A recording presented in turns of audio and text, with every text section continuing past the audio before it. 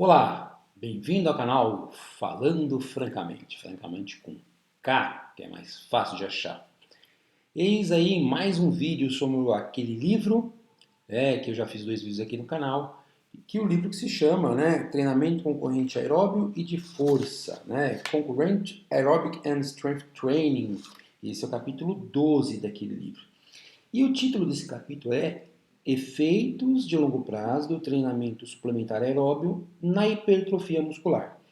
Se você se lembra bem, no capítulo, se não me engano, que é o 7, que foi o primeiro vídeo desse livro que eu fiz aqui no canal, se falava desse efeito de concorrência, de um interferir no outro, mas sobre o aspecto molecular, onde se tentava sacar lá a questão do MPK, mTOR, aí viu que parece que talvez não seja bem assim, vezes não, via P53, serpina, outras coisas, né? Mas aqui nesse vídeo, ele fala justamente sobre isso. E como é que ele começa o vídeo? Ele fala que a ideia é que existe aí, né? Em teoria, se você é um atleta, ou se você é uma pessoa que faz atividade aeróbia ou de força ao longo de alguns anos, você vai desenvolver um fenótipo específico. Então aqui ele não vai falar das vias moleculares, mas ele comenta de um fenótipo específico. E aí ele comenta que os dois extremos que a gente poderia pensar nesse fenótipo seriam, por exemplo, um maratonista e um powerlifting ou um bodybuilding no outro.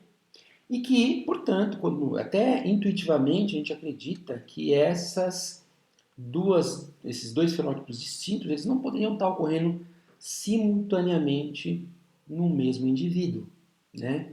Então ele diz justamente que isso gera aquela coisa que a gente já sabe, que é a questão de como eu vou evitar então a interferência.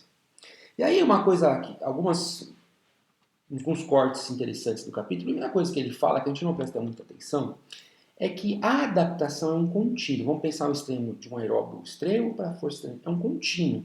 Quer dizer, não vai do zero, vai do um para o outro. Mas vai ter adaptações. Então ele fala, por exemplo, a gente sabe isso, que dependendo da forma que você faz o aeróbio, você pode ter aumento da fibra, aumento do músculo. As fibras, quando você faz, pensando agora numa especificidade mais dentro do aeróbio, você faz diferentes modalidades de aeróbio, elas vão todas numa mesma direção, tá? E, por outro lado, se você fizer, ele comenta, se você faz, o autor aí comenta, se você faz um treinamento de força de alto volume, você aumenta a capilaridade, aumenta enzimas aeróbias e até a capacidade aeróbica do músculo, um circuitado, por exemplo, né? Ou outros tipos de treino de volume. Então, para mostrar, primeira coisa interessante do capítulo 9, que a adaptação não é 8 ou 80, ou é totalmente diferente aeróbio, ou totalmente diferente força. Há um contínuo. Isso ele menciona para a gente entender, porque as pessoas, como eu dizem, olha, um interfere no outro, que a gente já viu aqui em alguns vídeos, elas pensam que é uma coisa totalmente diferente, mas existem zonas, vamos dizer assim, de interação, áreas comuns, né? Subconjuntos, onde tanto a aeróbio como a força acabam mexendo com o fenótipo, com a característica adaptativa do músculo de forma similar. Tá? Então, aí ele comenta, então tudo bem, ele cita isso, porque no aviso, aí ele cita no passado, por exemplo, ele vai falar de pesquisas agora que mostram a questão realmente da adaptação de longo prazo.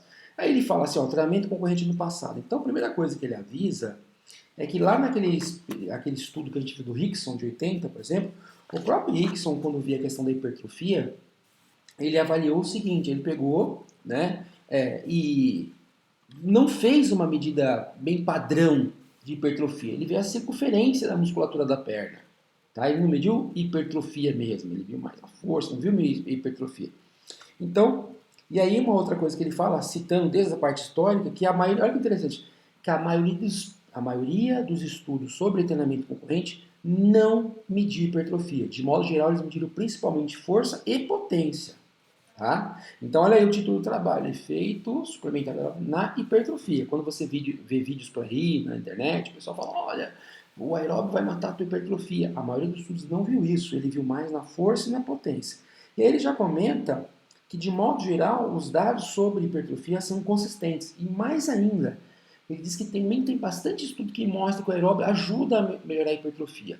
E hoje também você vem aqui no YouTube, você já vê pessoas dizendo, olha, faça mais aeróbio, porque existem evidências que o aeróbio ajuda na hipertrofia. E aqui nesse capítulo, é um livro de 2019, ele já cita, ele fala, literalmente ele fala isso, ó, existem tantos papers investigando, demonstrando algum efeito de interferência na força e na potência, como existem papers demonstrando que o aeróbio melhora a adaptação.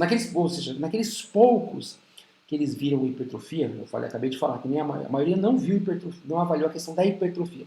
Mas naqueles poucos que avaliaram a hipertrofia, tem uma boa quantidade que mostra que o aeróbio ajuda na hipertrofia. E aí você vê uma linha parecida com essa hoje acontecendo.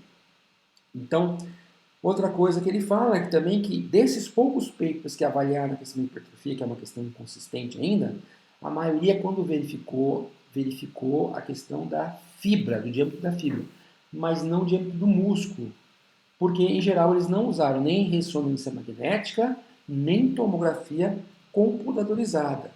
Tá? Então, meio que ele, com todas essas evidências, ele mostra uma coisa interessante. Diferente do que se fala ou que virou algo popular, não existe um efeito geral e uniforme, comum, ou seja, ele quer dizer um efeito uniforme comum do aeróbio interferir na força. Ou seja, ele quer dizer que não existe essa coisa de simplesmente fez o aeróbio, afetou a força e a gente já tinha comentado, por exemplo, nos outros dois vídeos sobre essa questão, que existe aí uma questão de pode interferir nas adaptações de força, não necessariamente hipertrofia, mas por exemplo, força e potência, quando, por exemplo, a gente faz 3 a 6 vezes por semana, mais de 3 vezes por semana, né? Mais de 6 vezes por semana, na verdade, não 3 a 6 por semana.